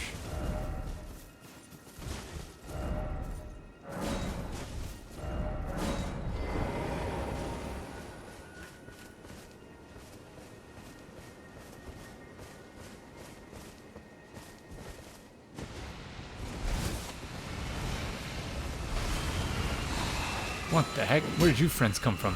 Oh, out of the ground, I suppose. Oh! Oh, it's bad.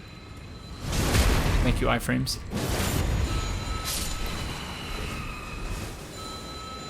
I was ready for the trap and still not ready for it at the same time. Oh, gosh.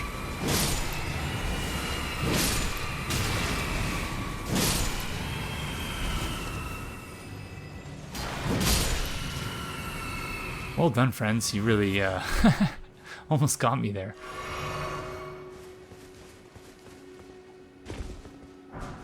Somber Smithing Stone. Okay. Again, not really something we need. But I suppose at a certain point in the playthrough we might want to upgrade a weapon that requires Somber Smithing Stone. So there is that.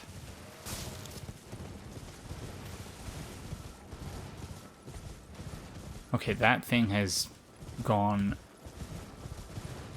a rather decent distance. I do still wonder what happens if you follow them long enough. Last time I tried that and it just sort of disappeared, so... No item ahead. Thank you. Oh.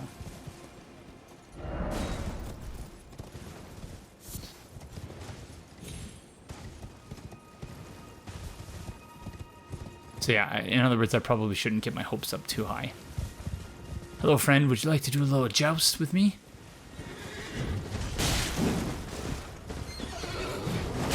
Oh. Okay, that's not what I'm cut out for, certainly. Oh no. Come on, come on, come on. Hurry up.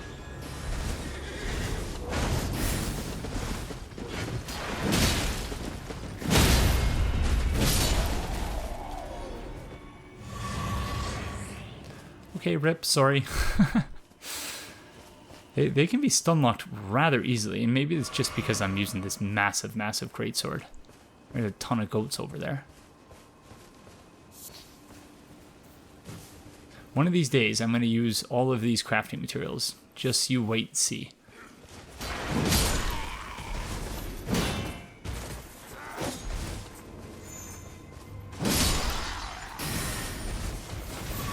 Just you wait and see. Oh, this is going to be bad potentially. Oh my gosh, the frame rate is definitely bad. Oh, there's so many of them. Angry mob. Ooh.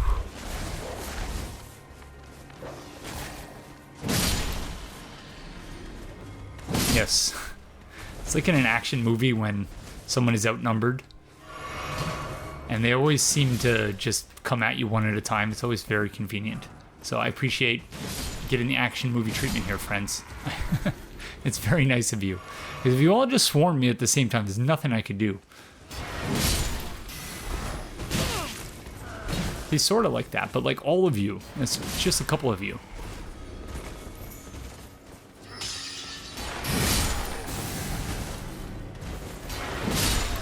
You need to keep in mind I have a big weapon.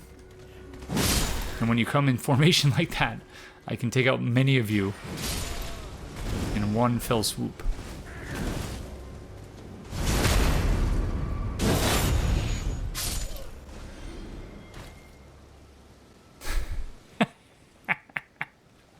He's like, oh, I'm scared. Everyone else is dead. What do we do? No, friend. You can just go tell your friends what you've seen here, but I guess that's not gonna happen, so rip.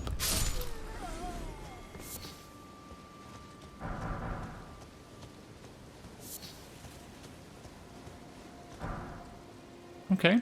Well, thank you for stopping giant friends. I guess they wouldn't keep going. They'd just go until they hit the lake, which probably should not be there. And then they stop.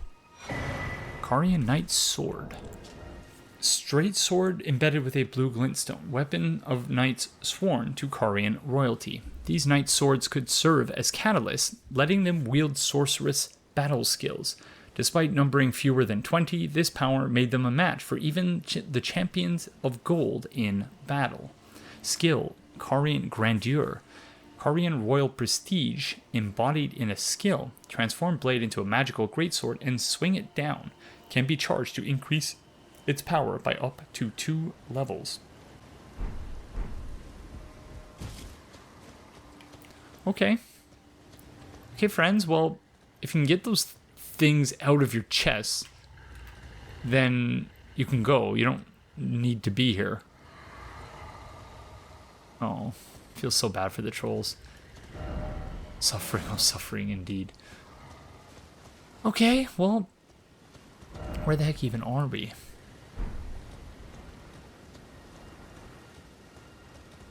That is where the Tetsu's Rise is. Don't believe there's much else over here.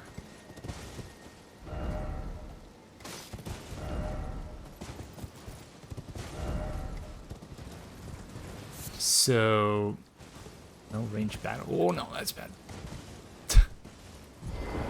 What are they referencing? There's definitely land down there, but how we reach that is another question entirely, so...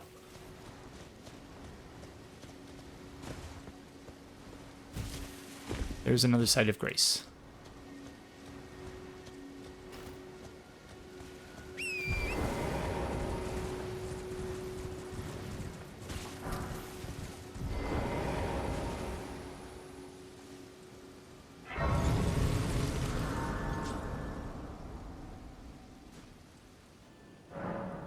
Northern Liurnia Lakeshore. Okay, well, I guess that's as good a place as any other to wrap this one up.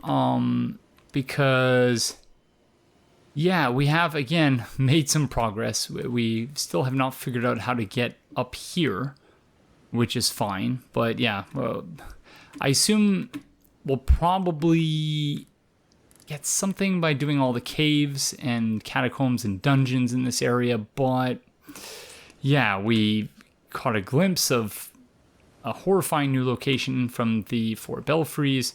We defeated, 2 bosses, I think?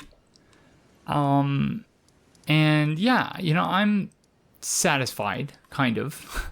The only reason I don't want to proceed any further from here is that this looks like it's an entire area that, I just don't have time to do at this moment. So I think in the next episode, we'll proceed in that particular area.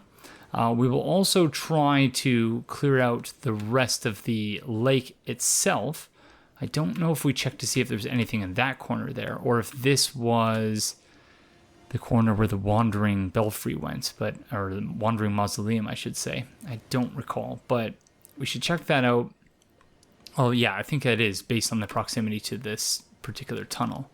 But then we also have to go in, get the Site of Grace for this tunnel or dungeon or catacomb or whatever. And then after that, I guess it's just completing the dungeons and then proceeding up in this area, because we have another minor Erd tree here and a bunch of other stuff. And then maybe we'll be ready after we do all of that to go on to the next area. But I hope you will join us for all of that, or some of that, whatever the case may be. But thank you all very, very much for joining me, and I will see you in the next one. Bye.